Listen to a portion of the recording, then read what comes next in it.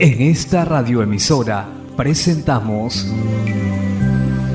Llaves para vivir con éxito, a cargo del internacionalmente conocido maestro de la Biblia y escritor Derek Prince, quien comparte su experiencia personal y ministerio cristiano en Llaves para vivir con éxito.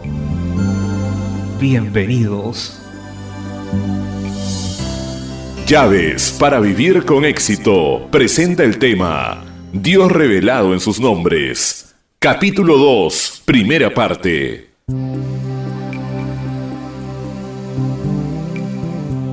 Me alegro de estar nuevamente con ustedes en el comienzo de otra semana en la que estaré compartiendo más llaves para vivir con éxito. Llaves que Dios ha puesto en mis manos a través de muchos años de experiencia personal y de ministerio cristiano. Esta semana continuaré con el rico y estimulante tema que comencé la semana pasada, Dios revelado en sus nombres. Lo que podemos saber de Dios por medio de los varios nombres que se le dan a Él en las Escrituras. La semana pasada hablé de los dos principales nombres hebreos para Dios en el Antiguo Testamento, Elohim y Jehová. Expliqué que Elohim muestra a Dios principalmente como creador y gobernador del universo. Se asocia con poder, majestad, rectitud y justicia, y con lo que es eterno y del reino de los cielos. Por otro lado, Jehová o Yahvé tiene asociaciones diferentes. Primero, es un nombre personal que usa a Dios para relacionarse con el hombre de persona a persona. Segundo, el nombre de Jehová o Yahvé enfatiza que esa persona es inmutable y eterna. Así que esos son los dos énfasis del nombre Jehová. Es personal y esa persona es inmutable y eterna. Por esas razones Jehová es asociado particularmente con el pacto de Dios con el hombre, porque el pacto es también una relación de persona a persona y además es inmutable y eterno.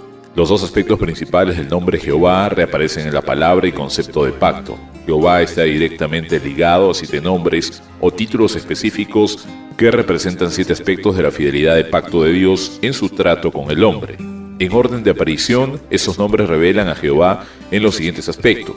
Primero, el que provee. Segundo, el que sana. Tercero, el que es nuestro estandarte. Cuarto, el que es nuestra paz. Quinto, el que es nuestro pastor. Sexto, el que es nuestra justicia. Y séptimo, el que está allí o siempre está presente. La semana pasada hablé de los dos primeros nombres de pacto, el que provee y el que sana. Esta semana voy a hablar de los 5 nombres de pacto restantes, comenzando hoy con el tercero, el que es nuestro estandarte.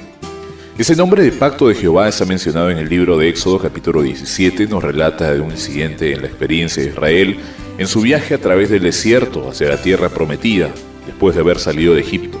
Durante el curso de su viaje, una de las naciones gentiles del área, los amalecitas, vinieron e intentaron oponerse al viaje del pueblo de Israel, y ese tuvo que pelear para poder continuar. Eventualmente los israelitas vencieron a los amalecitas y siguieron adelante. Ese es el relato de este incidente. Éxodo 17, versículos 8 y el 13 al 16. Entonces vino Amalec y peleó contra Israel en Refidim. Luego leemos lo que sucedió en la batalla y aquí está la conclusión. Y Josué deshizo a Amalec y a su pueblo a filo de espada. Y Jehová dijo a Moisés, escribe esto para memoria en un libro, y di a Josué que raeré del todo la memoria de Amalec de debajo del cielo. Y Moisés edificó un altar y llamó su nombre Jehová Nisi. Eso es Jehová es mi estandarte. Y dijo, por cuanto la mano de Amalec se levantó contra el trono de Jehová, Jehová tendrá guerra con Amalec de generación en generación.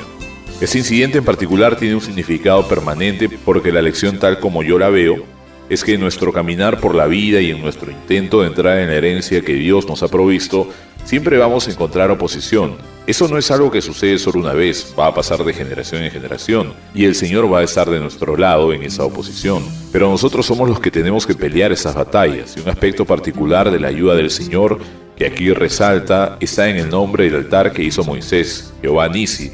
Jehová es mi estandarte. El Señor nos ha dado un estandarte que traerá victoria en la guerra que debemos pelear. Se dice mucho con respecto a esta guerra en el Nuevo Testamento. Por ejemplo, Pablo dice en Efesios 6:12, porque no tenemos lucha contra sangre y carne, sino contra principados, contra potestades, contra los gobernadores de las tinieblas de ese siglo, contra huestes espirituales de maldad en las regiones celestes. En otras palabras, nosotros como cristianos vamos a encontrar oposición y guerra, aunque no sea con enemigos físicos, sino con fuerzas satánicas que se opondrán a nuestro camino. Y en 2 Corintios capítulo 10, versículos 3 y 4, Pablo habla de las armas que necesitamos para esa guerra, Pues aunque andamos en la carne, no militamos según la carne, porque las armas de nuestra milicia no son carnales, sino poderosas en Dios para la destrucción de fortalezas.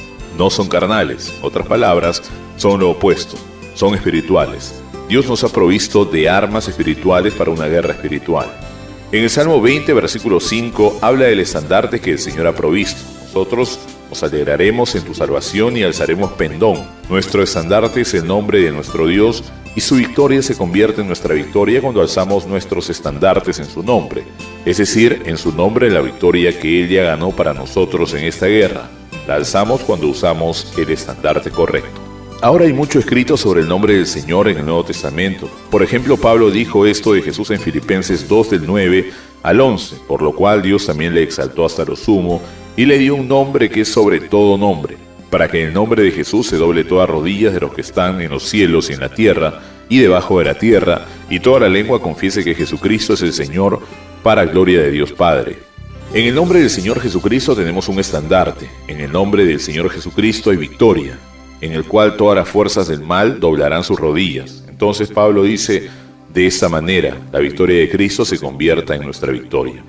2 Corintios 2:14, mas a Dios gracias, el cual nos lleva siempre en triunfo en Cristo Jesús y por medio de nosotros manifiesta en todo lugar el olor de su conocimiento.